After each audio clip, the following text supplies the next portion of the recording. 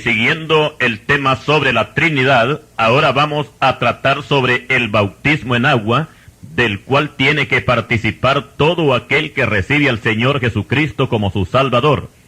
Cuando nuestro Señor resucitó de entre los muertos, dio a sus discípulos esta orden: id por todo el mundo y predicad el Evangelio a toda criatura. El que creyere y fuere bautizado será salvo, y el que no creyere será condenado. Marcos 16:15. Aquí se habla de un bautismo para el creyente, pero en Mateo 28:19 se nos dice cómo debe de hacerse este bautismo, y es en el nombre del Padre, y del Hijo, y del Espíritu Santo, o sea, en el nombre de la Trinidad. Con respecto a esta forma de bautismo, ha habido una cierta confusión de parte de algunos que no han entendido bien las Escrituras, ya que el Señor ordena bautizar en el nombre de la Trinidad. Sin embargo, el apóstol Pedro ordenó a los judíos que se habían convertido que se bautizasen en el nombre de Jesucristo solamente. Hechos 2:38. Y lo mismo sucedió con los gentiles en la casa de Cornelio, según Hechos 10:48, y también en Hechos 19:5, con los discípulos que encontró el apóstol Pablo en Éfeso.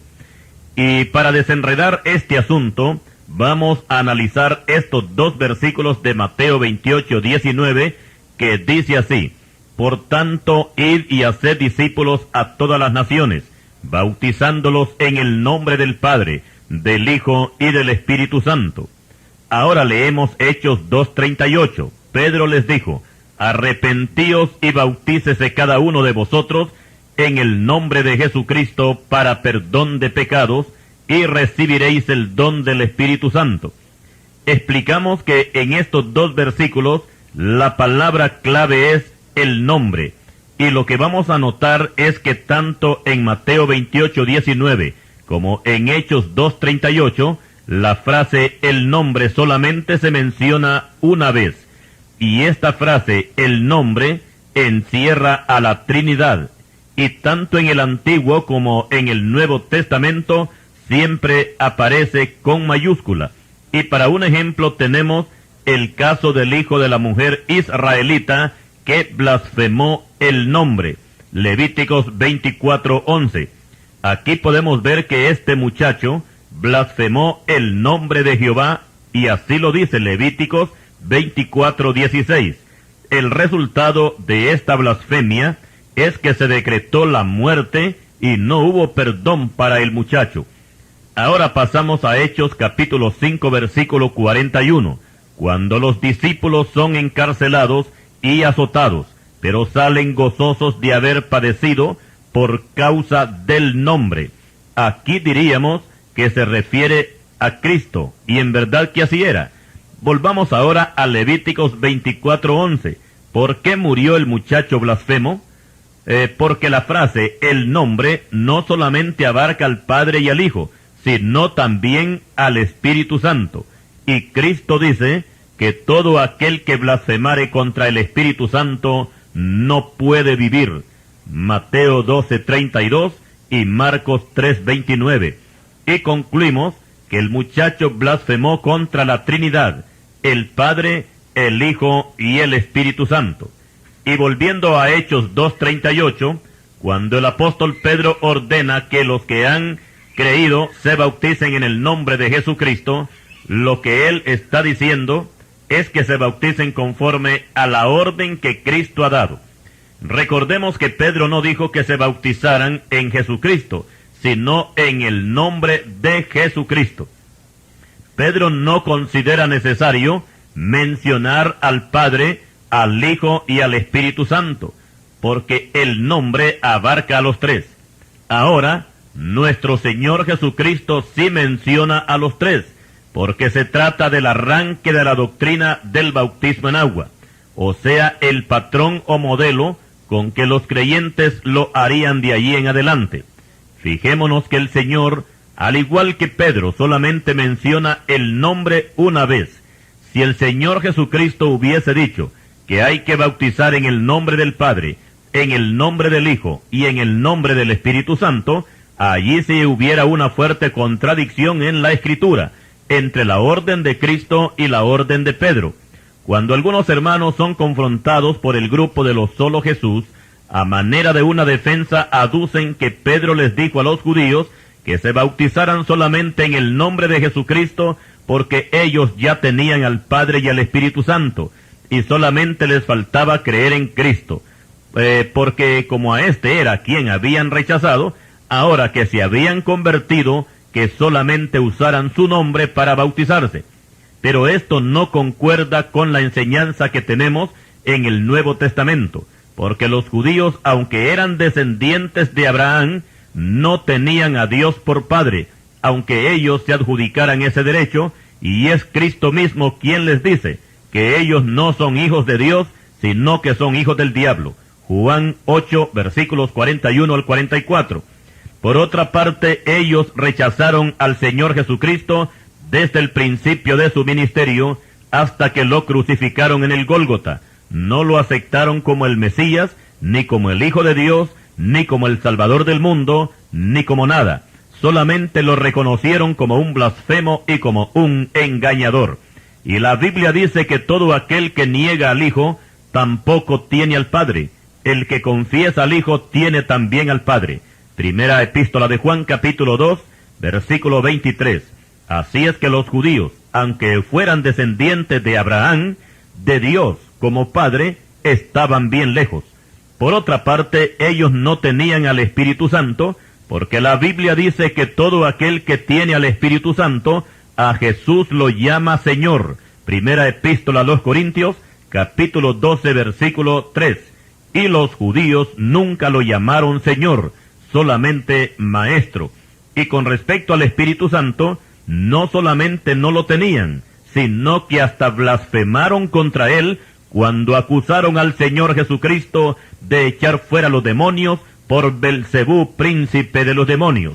O sea, que el poder del Espíritu Santo se lo atribuyeron a Satanás. Mateo capítulo 12, versículo 24. Así es que los judíos que Pedro tenía al frente y que se encontraban compungidos, estos tampoco tenían al Espíritu Santo, porque para tenerlo, primero hay que recibir a Cristo, y hasta ese momento ellos no lo habían hecho. Las palabras de Pedro para ellos era que se arrepintieran y se convirtieran, luego que se bautizaran y después que recibieran el don del Espíritu Santo. Hechos 2:38. Y para concluir diremos que el bautismo en agua debe de hacerse en el nombre del Padre y del Hijo y del Espíritu Santo, que es la forma como el Señor Jesucristo lo enseñó. Por supuesto que la persona que se bautiza primero tiene que haber recibido al Señor como su Salvador. Y también por otra parte, y añadiendo algo a este tema, explicamos que el bautismo de niños no es bautismo bíblico, sino un bautismo inventado por hombres. Por tanto, no tiene ninguna validez ante la palabra de Dios, porque Cristo dijo que el que creyera se bautizaría, y un niño recién nacido o de muy corta edad no está en capacidad de creer. Además, al niño lo bautizan quiera o no quiera, pero el que cree en Cristo es él quien decide si se bautiza o no. La iglesia primitiva no bautizaba niños, sino que bautizaban a hombres y a mujeres. Libro de los Hechos, capítulo 8, versículo 12. Recordemos que la doctrina del bautismo en agua debe de practicarse una sola vez en la vida por los creyentes y honrar en esta forma a la Santa Trinidad, al Padre, al Hijo y al Espíritu Santo. En el desarrollo de este tema, hemos hablado que Dios es una Trinidad, que el hombre es una Trinidad, que el universo es una Trinidad. Por tanto, no es difícil comprender esta doctrina. Ahora vamos a tocar un punto que lo consideramos de gran importancia, y es con respecto a Satanás. Explicamos que este malvado personaje, además de ser un rebelde y padre de mentira, que engaña al mundo entero, también es un gran imitador, y quiere imitar a Dios en todo, comenzando que su plana mayor se compone de 3 personajes, incluyéndose el mismo Satanás, que la Biblia lo coloca como padre de mentira. En segundo lugar está el anticristo, que es la parte opuesta a Cristo, y que es considerado como el hijo de Satanás o hijo de perdición. Segunda epístola a Tesalonicenses, capítulo 2, versículo 3. Y así como nuestro Padre Celestial da toda potestad a su Hijo Jesucristo en los cielos y en la tierra, Mateo 28, 18, en la parte opuesta, Satanás da toda autoridad a su Hijo el Anticristo, según Apocalipsis 13, 4. Y así como Dios nuestro Padre Celestial se hace representar por su Hijo, salvando a las almas de la condenación, así también Satanás se hace representar por su Hijo el Anticristo para llevar al mundo a la perdición. Apocalipsis 14, versículos 9 al 11.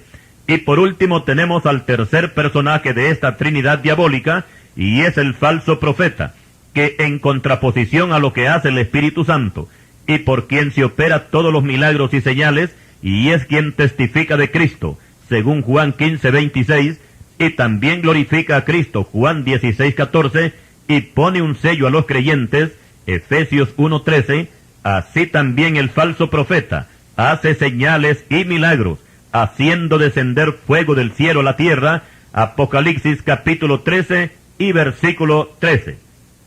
El Espíritu Santo guía a los creyentes a toda la verdad, Juan 16, 13. Por su parte, el falso profeta guía a todos los inconversos a la mentira. Por supuesto que esto será en el tiempo de la gran tribulación, y podemos creer que no será difícil creer que en ese tiempo el mundo caiga en la trampa del falso profeta, porque si en este tiempo los periodistas casi se vuelven locos cuando Satanás les presenta a una virgen que llora sangre, ¿cómo se pondrán entonces cuando el falso profeta les presente magia que nunca han visto, si es que están vivos para ese tiempo? Y volviendo a las imitaciones de Satanás, veamos que así como el Espíritu Santo pone un sello a los hijos de Dios en la frente, Ezequiel 9:4 y Apocalipsis 7:3, así también el falso profeta pondrá el sello del Anticristo en la frente o en la mano derecha a todos los que serán destinados a la condenación eterna. Apocalipsis 13:16. Aquí se habla de una marca en vez de un sello, pero en resumidas cuentas viene siendo la misma cosa. Esta será la forma como Satanás en los días de la gran tribulación, la Trinidad diabólica, junto con los millones de demonios infernales, atormentarán de tal manera al mundo, que son muchos los que van a desear no haber nacido. Por eso, ahora es un buen tiempo para buscar a Dios. La Biblia dice, buscad a Dios mientras pueda ser hallado, llamadle en tanto que está cercano. Isaías capítulo 55 y versículo 6. Explicamos que para ser salvo hay que creer en la Trinidad, porque en primer lugar es el Padre quien trae a los pecadores a Cristo. Así lo dice Juan, capítulo 6, versículo 37. Y todo aquel que recibe al Señor Jesucristo participa del bautismo del Espíritu Santo. O sea que la Santa Trinidad opera en la vida de un pecador, para que éste llegue a ser santo. Si usted todavía no ha recibido al Señor Jesucristo como su Salvador, le invito para que lo haga ahora. Y si sigue nuestro consejo, le aseguro que tendrá salvación y vida eterna. Y así terminamos este interesante tema sobre la Santa Trinidad. La honra y la gloria se la damos al Padre, al Hijo y al Espíritu Santo. Y a usted, gracias por su atención. Que Dios le bendiga.